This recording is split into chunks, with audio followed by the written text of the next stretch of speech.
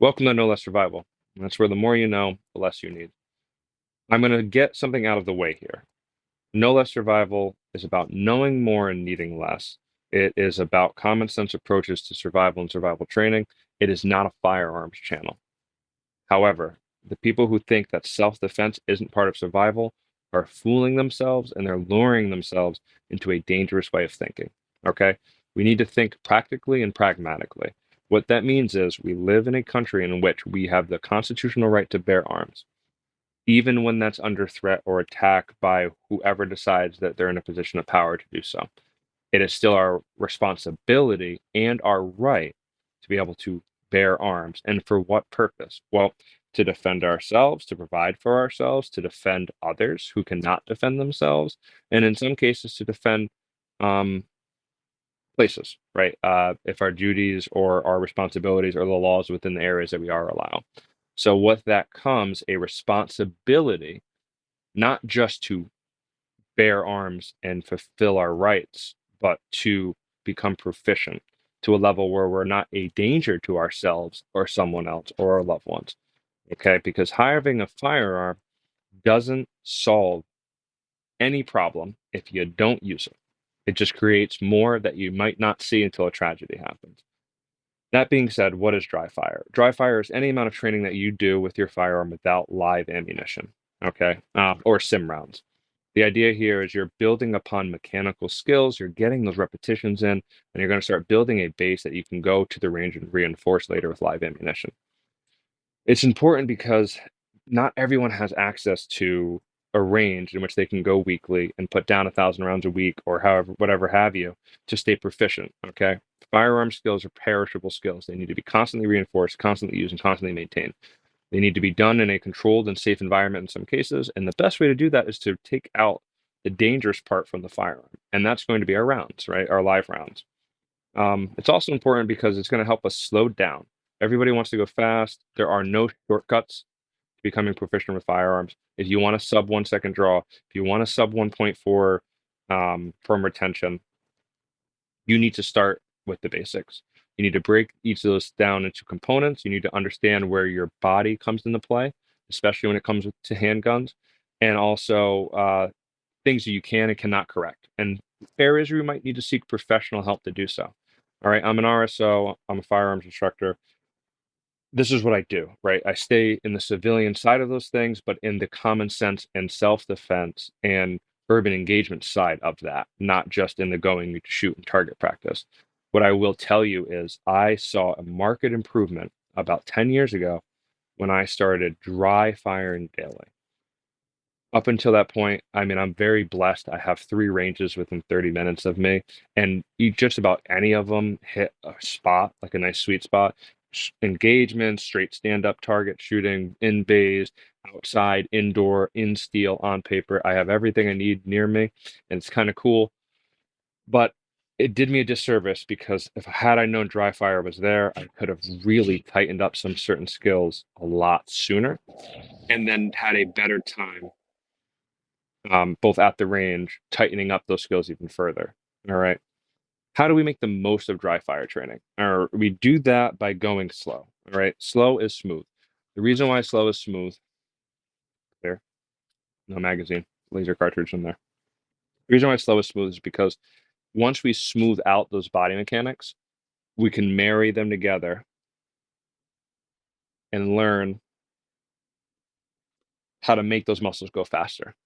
There are no shortcuts in firearm training. No amount of gear you purchase, no matter how expensive your firearm is, if you don't do your part, it will not do its.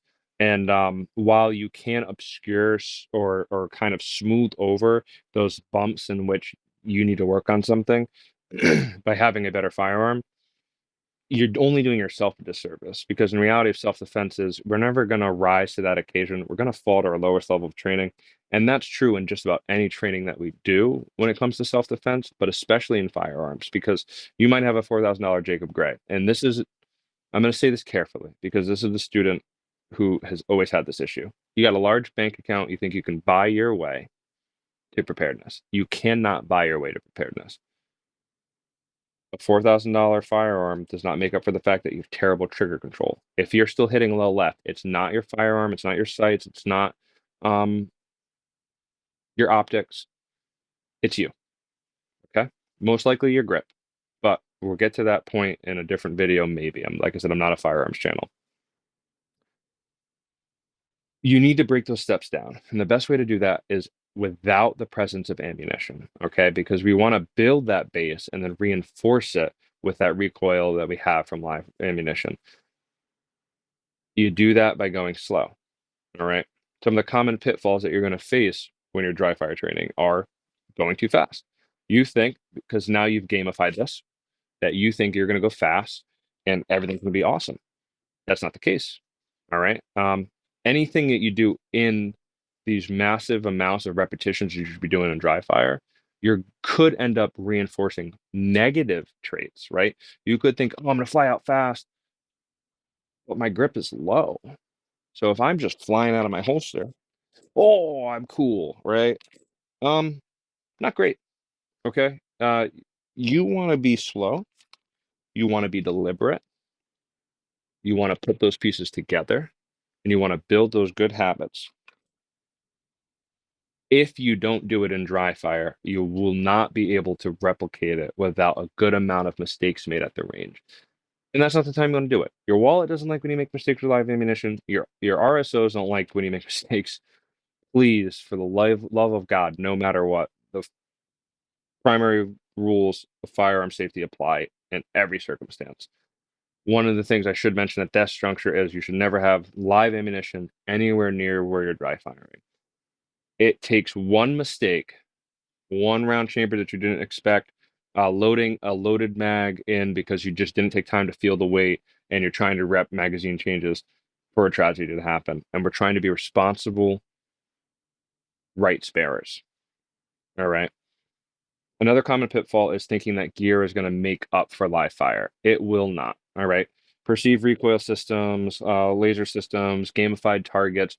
These are all cool and they all have a place, but these are not live fire. You need to reinforce with live fire.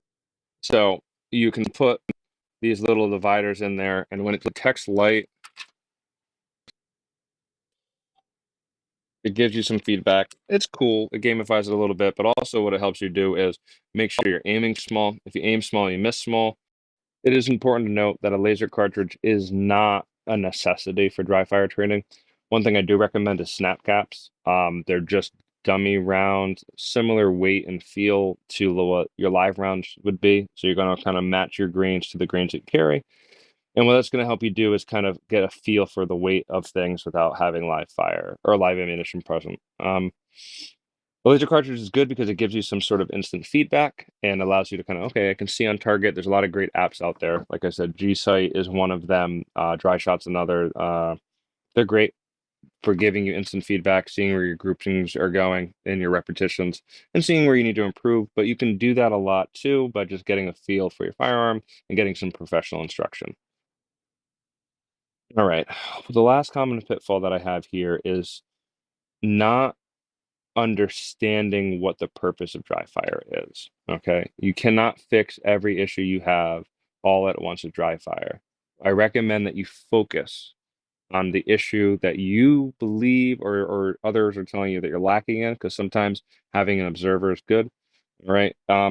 If you struggle with your grip out of the holster, right? If you have space here, well, let's work on driving in and getting rid of that space so that we stay high and tight, right? If we have trouble with where our trigger finger goes when we're trying to work from the holster and we end up in here before we're on target, well, rep pressing out and knowing where to present from. All right. If we have issues with eye dominance, I'm left-handed and right eye dominant. My shit's fucked. I have to rep maintaining that sight picture without moving my head, even when I'm moving. I can do that in dry fire a lot better because I can break down where I start to move my head. Okay, what angle is it happening at? Why is it happening? Answers that I can get to those questions in a safe environment where I can continue to rep to work those things out. I can't understate this enough because I don't want people to think that this is just going to be another gun account that's going to try to teach you some things that you already know, because most of us in these communities already know these things. My goal is to just put it down on paper so if someone would like to improve in a judgment-free environment, they know that they can do that. And dry fire is a great way to do that. It's not a novelty, it's not a waste of time. It is going to help truly build a base of skills. If you would like to see more content like this, please give us a follow. The next firearms related thing, if that's the only reason you're here, we're going to be doing some home defense caliber comparisons. I'm trying to work on building sheetrock and insulation boxes so you can kind of see what those look like, measured impacts. But no less survival is about knowing more and needing less. And as we grow in our knowledge set, we can become less dependent on the things around us and more dependent on ourselves and our skill sets. Alrighty, thank you very much.